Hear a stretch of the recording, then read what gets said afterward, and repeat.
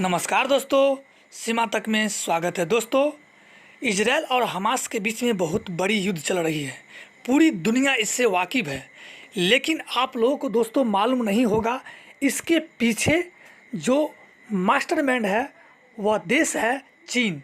दरअसल दोस्तों, इजराइल को कमज़ोर किस मकसद से किया जा रहा है, आखिर रूस यूक्रेन से युद्ध किस मकसद से हो रहा है, इन सारी जानकारी हम इस वीडियो में देने वाले हैं।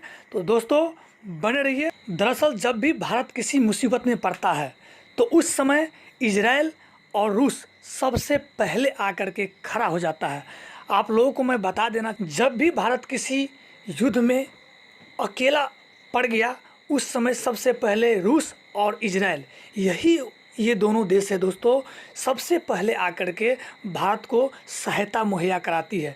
इसीलिए चीन इस बातों को समझ रहा है कि अगर भारत से हमको युद्ध जीतना है तो भारत के दो सबसे बड़े सहयोगी देश इजराइल और रूस को कमज़ोर करना ही होगा, क्योंकि भारत को हेल्प करने के लिए ये दोनों देश हैं जो सबसे पहले आकर के खड़ा हो जाता है। इसी को देखते हुए चीन हमास को हथियार सप्लाई किया। रूस यूक्रेन के युद्ध में रूस को भी काफ़ी नुकसान पहुंचा है।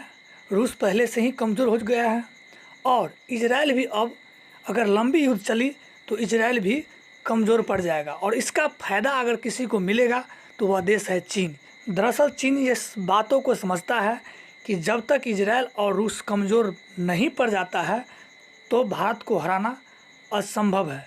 इसीलिए यह सबसे पहले भारत के दो सहयोगी मित्र को ही हराने के लिए एक रणनीति बना चुका है।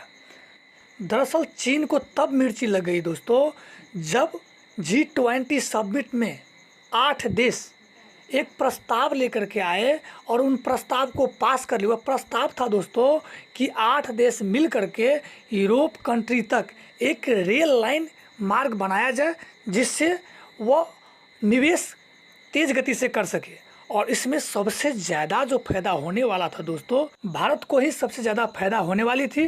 दरअसल इस बात को चीन समझ लिया और यह अपने पड़ोसी को मजबूत होते नहीं देख सकता है, इसीलिए इस प्रकार की रणनीति बनाई। अब देखना है दोस्तों कि यह कहाँ तक इस रणनीति में कहाँ तक सफल हो पाते हैं या बुरी तरीके से फंस जाते हैं। तो दोस्तों इस तरह का वीडियो पाने के लिए आप बने रहिए और हमारे चैनल को सब्सक्राइब जरूर करें।